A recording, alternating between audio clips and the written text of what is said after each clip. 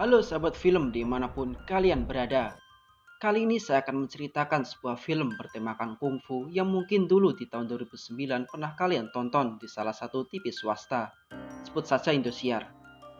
Film ini berjudul Pedang Langit dan Golok Pembunuh Naga. Diadaptasi dari novel silat karangan Jin Yong yang merupakan bagian ketiga dari trilogi Raja Wali. Berlatar belakang di zaman dinasti Yuan setelah kota Xiangyang akhirnya jatuh ke tangan Mongol. Cerita berkisah seputar dua senjata sakti bernama Pedang Langit dan Golok Pembunuh Naga yang diperebutkan di dunia persilatan. Kedua senjata tersebut berasal dari pedang baja milik pendekar Raja Wali Yang Guo dan dibuat atas permintaan Huang Rong dan Guo Jing, yaitu pendekar besar pada novel sebelumnya. Oke, tanpa berlama-lama langsung saja kita masuk ke TKP.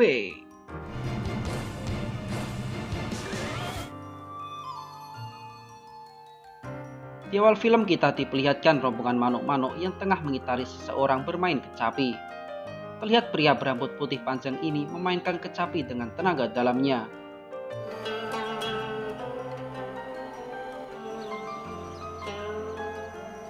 Kemudian cerita berlanjut di sebuah perkebunan yang indah. Terlihat seorang anak yang botak bernama Jun Bao tengah bermain di ladang tersebut.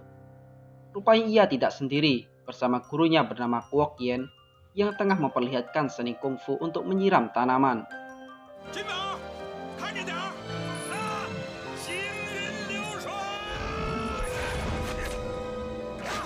Di tengah atraksi gurunya itu, tak sengaja Jun Bao melihat seekor burung phoenix yang legendaris. Dipanggil-panggilnya burung itu namun tak kunjung mendekat. Dan saat gurunya tengah sibuk menyiram tanaman, Jun Bao pun memutuskan untuk pergi mengejar burung itu.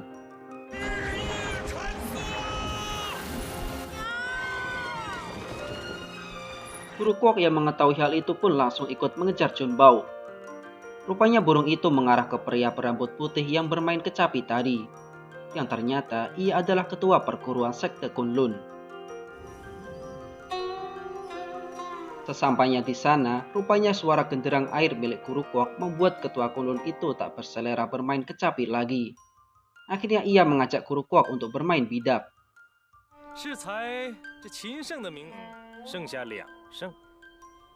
Ditariknya sinar kecapi itu, dan seketika dentumannya mampu membersihkan lantai yang ada di depannya.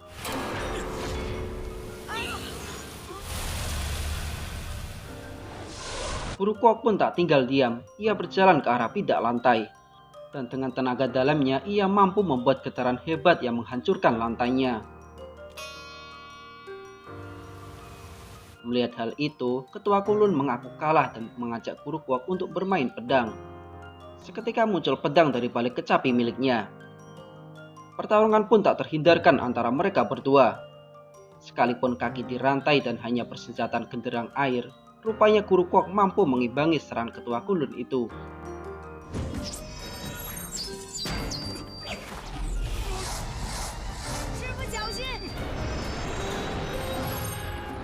Hingga saat Guru Kwok terdesak, Jun Bao pun muncul dan menyerang musuhnya itu. Akhirnya ia mengaku kalah dan mengakui kehebatan kungfu Shaolin.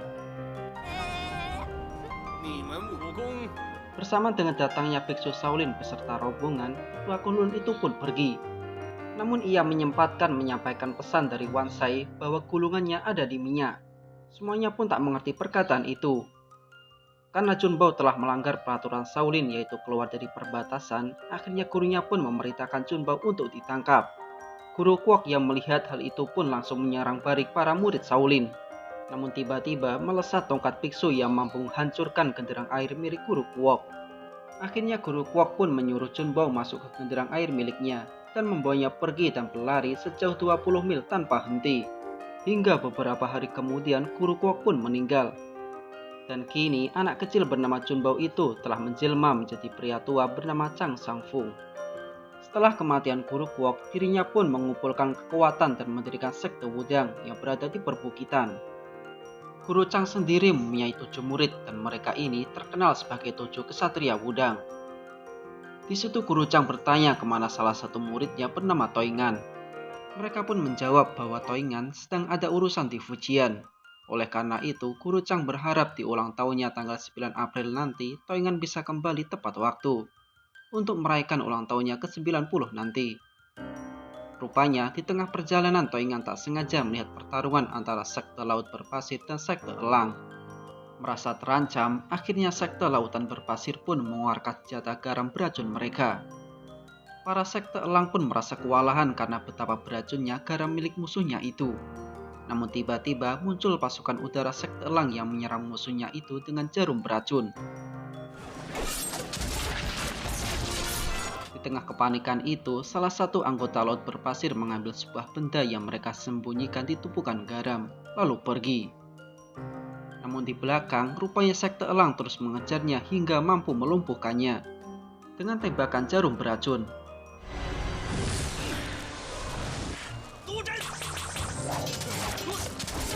Melihat hal itu, segera Toingan turun dan membantu pria tersebut. Ia berkata tak seharusnya mereka saling bertarung hanya untuk memperebutkan sebuah golok.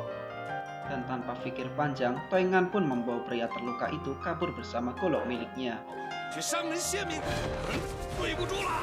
Setelah ditolong, pria itu tetap tak percaya kepada Toingan yang ingin menyembuhkannya. Ia menduga Toingan juga menginginkan golok naga itu. Ia juga mengatakan kalau pembunuh naga mempunyai kekuasaan tertinggi. Seluruh dunia kungfu harus mematuhi pemiliknya.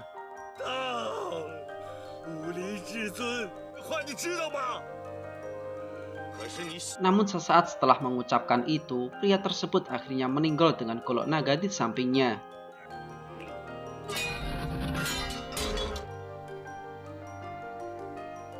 Karena tak ingin banyak korban akibat golok naga itu, akhirnya Toingan berencana membawa golok itu ke Wudang dan menyerahkannya kepada gurunya.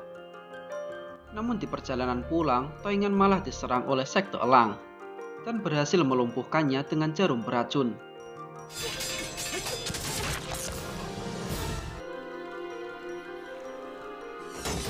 Dan saat Toingan akan dibantai, muncul seorang wanita cantik dari dalam perahu yang melarang prajurit untuk menyakiti Toingan. Wanita itu berkata bahwa ia akan mengirim Toingan kembali ke Wudang. Paginya, terlihat Toingan tengah terbaring di belakang wanita semalam.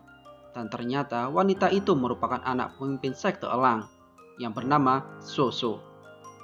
Di situ Soso memberikan batangan emas kepada kurir nenek moyang JNT untuk mengantar Toingan ke Wudang. Dengan estimasi waktu 10 hari tanggal 9 April. Jika sampai terlambat, maka Soso akan menghabisi seluruh anggota kurir itu.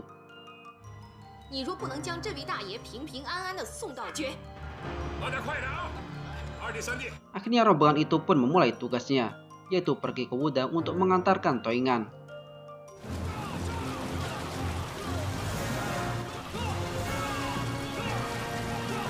Rupanya Soso tak percaya begitu saja. Dari kejauhan, ia terus mengikuti para kurir itu.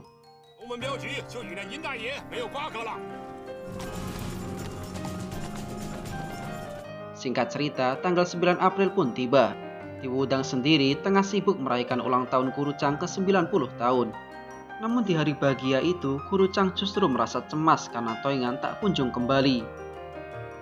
Apa mungkin ia dalam masalah, pikir Guru Chang. Mengetahui gurunya cemas, akhirnya Cui San memutuskan untuk mencari Toingan di kaki gunung. Karena di antara 7 saudaranya, Cui San lah yang paling akrab dengan Toingan. Akhirnya kawanan kurir itu pun sampai di perbatasan Gapura Wudang tepat waktu. Tak lama kemudian, mereka ditemui 6 orang yang mengaku sebagai murid dari Guru Chang. Saudara Toingan. Coba dilihat lebih teliti lagi. Ya, rupanya mereka adalah orang yang menyamar sebagai saudara Toingan. Namun pihak kurir tak mengetahui hal itu. Keenam orang palsu itu bertanya kepada kurir, apa golok naga bersama Toingan? Pihak kurir pun menjawab tidak. Akhirnya keenam orang palsu itu pun membawa Toingan dan memberikan hadiah kepada kurir sebuah emas berbentuk kepala tangan. Soso yang tiba di tempat mereka bertemu tadi pun melihat kuda. Dan ia mempunyai firasat buruk kepada Toingan. Dan benar saja, rupanya Toingan tengah diintegrasi oleh sekelompok orang palsu tadi.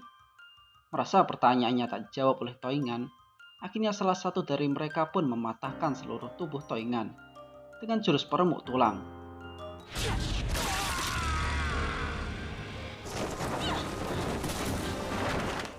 Soso yang mempergoki hal itu pun langsung bertarung dengan mereka.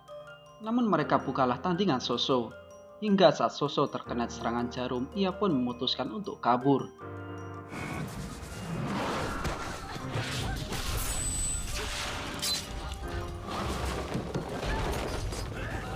Karena tindakannya telah diketahui, akhirnya orang palsu itu pun pergi dan meninggalkan Toingan yang tengah sekarat. Di perjalanan, Cuisan yang bertemu dengan rombongan kurir pun menyapa mereka dan mengajak mereka semua ke Wudang guna ikut merayakan ulang tahun Guru Chang. Mendengar hal itu, ketua kurir itu pun berkata bahwa tadi ia sempat bertemu dengan saudara Cuisan yang lain.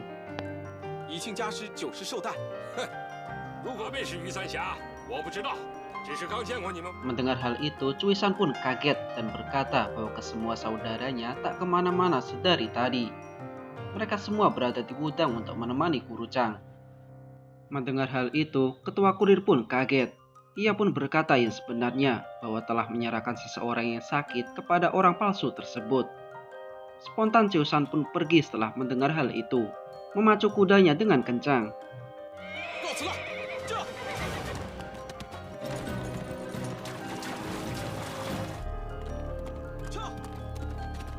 Hingga akhirnya Cuisan menemukan Toingan yang tengah sekarat di tanah. Ia pun langsung membawa Toingan ke Wudang. Semuanya pun terkejut melihat kondisi Toingan, termasuk Guru Chang. Melihat luka Toingan yang karena jurus peremuk tulang, para murid lainnya berspekulasi apa pelakunya dari Shaolin, karena jurus itu merupakan kemampuan dari para biksu Shaolin. Tapi sebenarnya Wudang sendiri bukanlah musuh Shaolin. Mendengar hal itu, Guru Chang pun meminta muridnya untuk tidak berbuat gegabah dulu, karena semuanya belum jelas. Dengan kekuatannya, Guru Chang mencoba menyembuhkan Toingan dengan mengeluarkan jarum beracun milik sekte elang.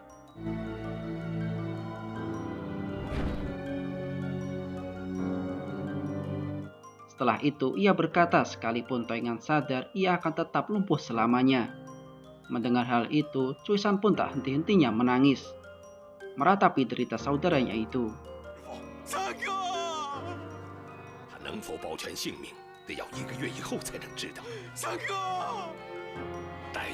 Cuisan yang sudah jatuh dalam lautan emosi pun berjanji akan menuntut balas kepada pelaku Toingan.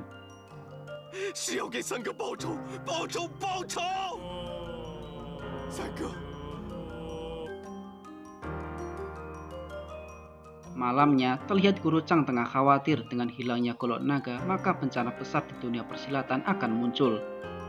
Tak hanya itu, kemudian Guru Chang pun menulis sesuatu di langit dengan perantara asap.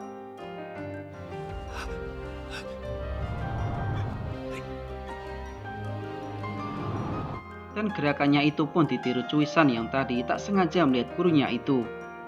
Rupanya Guru Chang tengah menulis slogan legendaris tentang golok naga, yaitu golok naga mempunyai kekuasaan tertinggi, siapapun harus mematuhi pemiliknya, dan hanya pedang langit yang mampu menandinginya.